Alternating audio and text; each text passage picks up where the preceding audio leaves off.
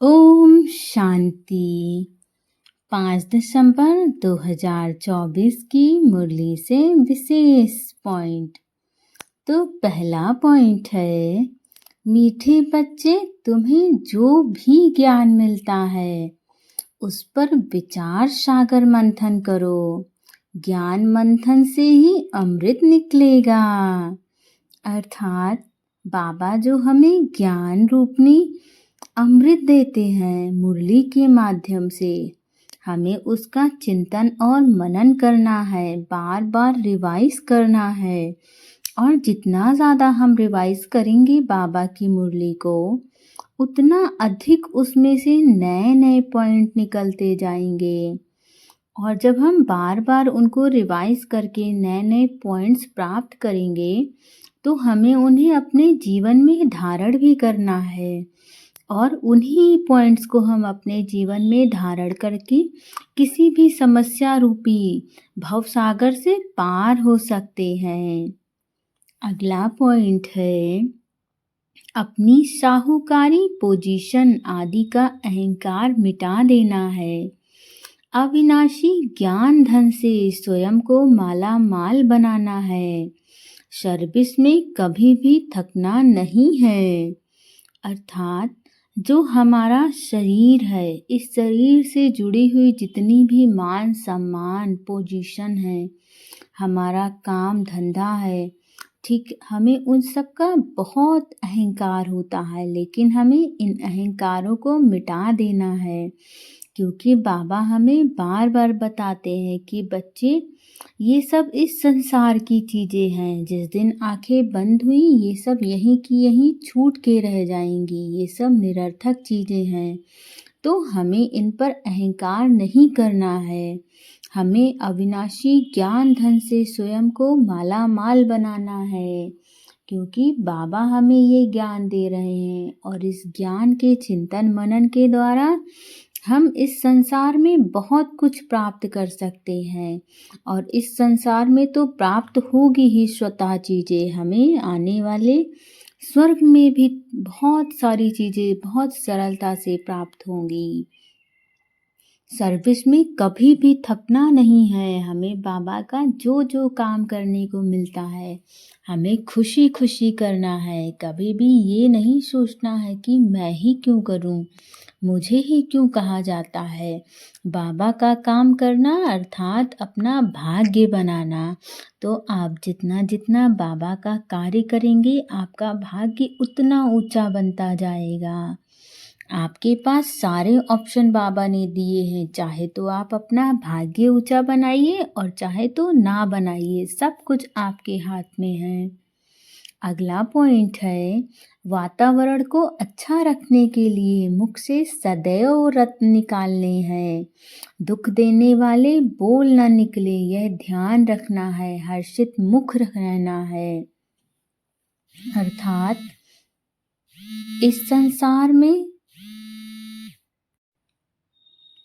वातावरण को अच्छा रखने के लिए मुख से सदैव रतन निकालने हैं।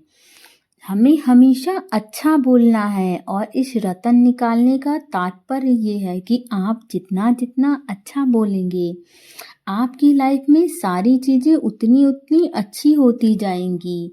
बाबा ने हमें ये भी अधिकार दे दिया है।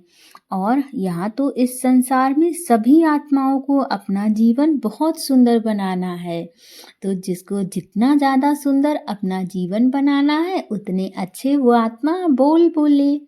जैसा जैसा बोलती जाएगी वैसा वैसा इस संसार में फैलेगा, हमारे वातावरण में फैलेगा। और कहते हैं ये धरती गोल है, तो लौट के सब कुछ वापस हमारे पास आना है, चाहे आप अच्छा बोलिए चाहे बुरा बोलिए। और बाबा ने हमें इस बात पे भी अटेंशन दिलाया है, दुख देने वाले बोल ना निकले। हमें ऐसा कोई शब्द नहीं बोलना है जो दूसरी आत्माओं को कष्ट पहुंचाए, क्योंकि प्रकृति का नियम आपको पता है, जो आप दोगे उसका 100 गुना होके आपको पास लौटेगा। तो अगर आप किसी को दुख पहुंचाते हैं तो वो दुख आपके पास ही आएगा। अगर आप किसी को सुख पहुंचाते हैं तो वो सुख भी आपके पास आएगा। अब आप जैसा चाहें वैसा करिए। और बाबा ने तो हमें ये भी बोल दिया है कि सदा हर्षित मुख रहना है। हर्षित मुख रहने से तात्पर्य आप जितना ज़्यादा खुश रहेंगे उतना आपको और खुश करने वाली चीज़ें आपके पास आएंगी। तो सब कुछ आपके ऊपर है, जैसा चाहें वैसा अपना भाग्य बनाएं। अगला पॉइंट है, कैसे भी वायुमंडल में मन बुद्धि को 1 सेकंड में एकाग्र करने वाले सर्वशक्ति संपन्न भवो। अर्थात बाबा हमें बता रहे हैं कि चाहे माहौल कैसा हो, चाहे समाज कैसा हो, चाहे वायुमंडल कैसा हो, स्थितियां कैसी भी हों, लेकिन जब हम बार बार बाबा की मुरली को रिवाइज करते हैं, उसकी पॉइंट को रिवाइज करते हैं, तो हम बहुत जल्द अपने आप को एकाग्र कर पाते हैं। हमारी बुद्धि क्लियर होती है, हम झट से परमात्मा से कनेक्ट कर पाते हैं। और जब हम ऐसा करेंगे, अपनी बुद्धि को क्लियर करके किसी भी क्षण परमात्मा से कनेक्ट करेंगे, तभी हमें सर्वशक्ति संपन्न भव का वरदान मिलेगा बाबा का। क्योंकि बाबा हमें देवी देवता बनाने आए हैं। तो जब तक हम वो गुण और शक्तियाँ अपने अंदर धारण नहीं करेंगे, तब तक हम देवी देवता बन नहीं सकते हैं। इसलिए हमें इन गुण और शक्तियों को अपने अंदर धारण करना है। अगला पॉइंट है, विश्व कल्याण की जिम्मेवारी और पवित्रता की लाइट का ताज पहनने वाले ही डबल ताजधारी बनते हैं। अर्थात जो जो आत्माएं अपने अंदर ये भावना रखती हैं कि इस संसार का मुझे कल्याण करना है, मुझे पवित्रता धारण करनी है, और जब वो आत्माएं अपना ये उत्तरदायित्व निभाती हैं, तो उन्हीं को लाइट का ताज पहनने का सौभाग्य मिलता है। वही आत्माएं डबल ताजधारी बनती हैं। अर्थात वही आत्माएं सतयुग में जाके देवी देवता बनती हैं। और जिन आत्माओं की सेवा आपने इस कलयुग में की है, वो आत्माएं सतयुग में आपकी प्रजा बनेंगी। तो बाबा ने आपको सारे दरवाजे खोल दिए हैं। आपको जैसा बनना है सब कुछ आपके पास है। आपको किसी दूसरी आत्मा तक जाने की आवश्यकता ही नहीं है। सब कुछ बाबा ने आपको दे रखा है। आप जैसा चाहें वैसा अपना भाग्य स्वयं बनाएं। अब सब कुछ आपके ऊपर है। ओम शांति।